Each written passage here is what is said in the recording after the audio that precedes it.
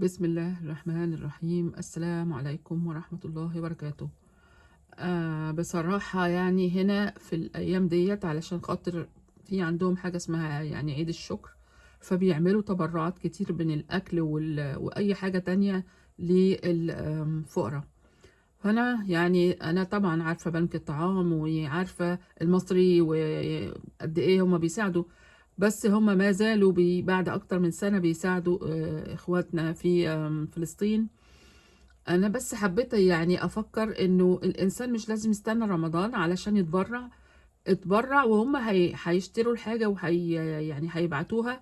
وكمان طبعا في تبرعات كتيرة للمصريين، فاتبرع بأي حاجة. يعني هم عندهم برامج كتيرة وكده، اتبرع بأي حاجة.